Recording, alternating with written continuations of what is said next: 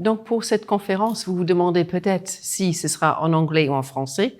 Eh bien, je vous rassure, we're going to take the best of both worlds. Il y a une partie en français pour préparer votre mindset pour les entretiens et aussi plein d'astuces pratiques pour parler en anglais. Eh bien, je suis Lynn Aimé, la société Aimé English. Je suis spécialiste dans les formations en anglais et business. Mon organisme de formation est localisé à Lille et je suis certifiée Calliope. Je me permets de rembobiner un peu. Donc, j'ai étudié à l'université de St Andrews en Écosse et c'est une maîtrise bidisciplinaire sur les langues. J'ai poursuivi mes études à Paris et mon premier poste était basé à Valenciennes, justement, en tant que formatrice en anglais. Ensuite, je continue ma carrière à la Chambre de commerce à Lille. Là, j'ai travaillé pendant 20 ans, notamment pour les formations en anglais business, mais aussi conseiller pédagogique. Et à ce moment-là, je suis spécialiste dans l'ingénierie pédagogique, formation des formateurs, tout ce qui est programmation et veille technologique dans la pédagogie et andragogie. Eh bien, pendant cette carrière, j'observe aussi le besoin des gens de mieux s'exprimer en anglais, d'améliorer leurs compétences à l'oral. Donc, je suis là pour booster vos compétences. Quelques chiffres pour vous. 73%, c'est une mauvaise nouvelle, 73% des Français ne se sentent pas à l'aise à parler en anglais.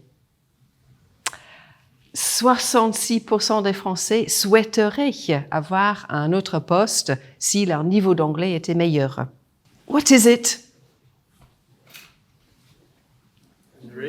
An eraser, a rubber, okay? Donc ce message-là, c'est on ne peut pas toujours gommer son accent français. Certes, vous êtes français, belge, européen, soyez fiers de vos origines.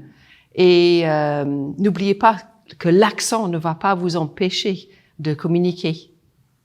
On ne peut pas non plus gommer toutes ces erreurs. Donc l'objectif quand vous êtes en entretien ou quand vous êtes dans un contexte réunion, c'est de faire passer le message.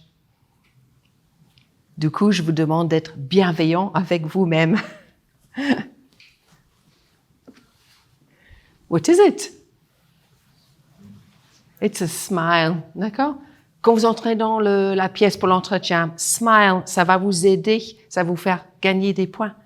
Votre approche enthousiaste va déjà mettre en bonne composition les personnes pendant l'entretien.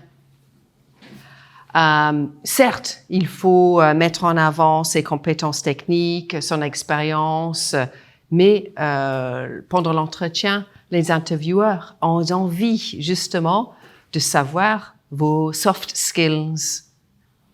Mettez en avant votre enthousiasme. What is it? Butterflies. Exactly. Maybe you know the expression, I have butterflies in my stomach.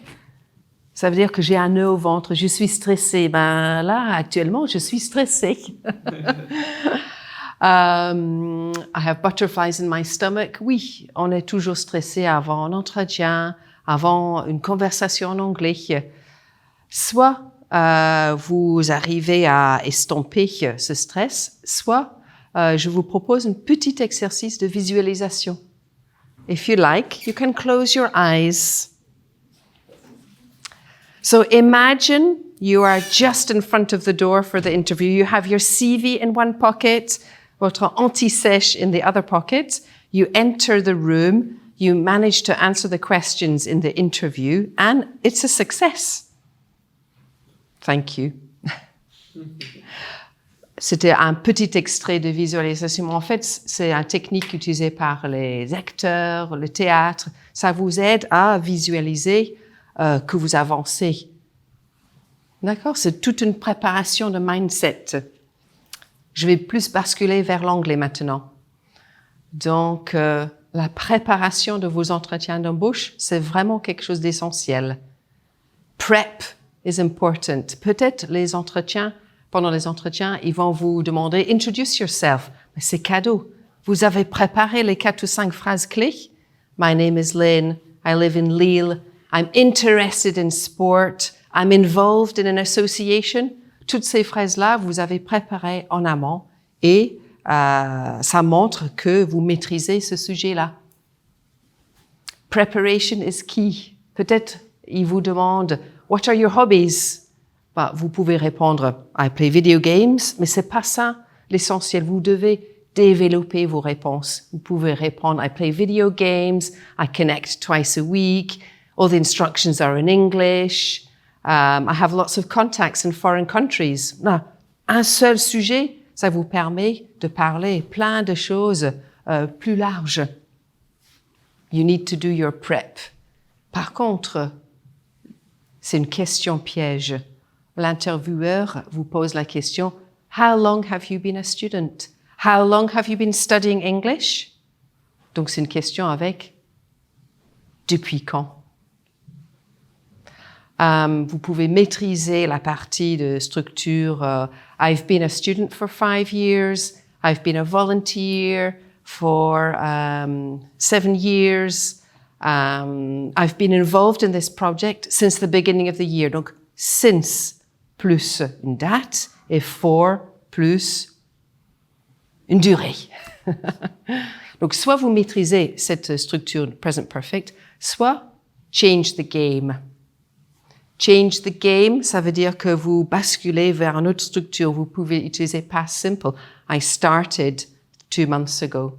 I started at the beginning of September.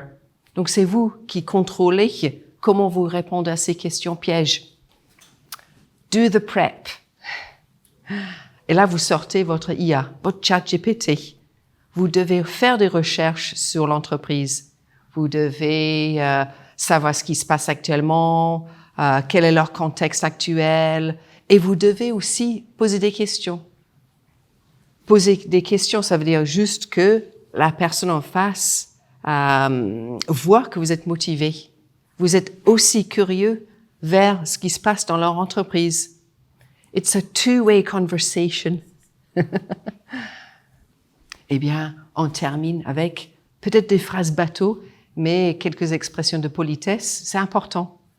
Vous avez besoin de les remercier. Thank you for listening. Thank you for the interview. Ou la phrase type, I look forward to hearing from you. D'accord, c'est une phrase un peu alambiquée, mais ça veut dire dans l'attente de vous voir, dans l'attente d'avoir de vos nouvelles. C'est une bonne expression pour terminer en beauté. En tout cas, aujourd'hui, j'aimerais remercier Johan de Idealang, Marc de Study Experience et Nick de la BCCI de m'avoir accueilli aujourd'hui. I'm ready to answer your questions en anglais et en français, vous voyez, peu importe pour moi. Et un petit clin d'œil aussi à Sylvain, donc de la société Clapman, parce que c'est lui qui filme aujourd'hui. Et Sylvain, il me dit toujours, English isn't rocket science. Do you know this expression? L'anglais, c'est pas quelque chose de super compliqué. Ce n'est pas exact. Oui. Donc, English is easy. Bien, merci d'avoir écouté. I'm ready to answer your questions. Merci.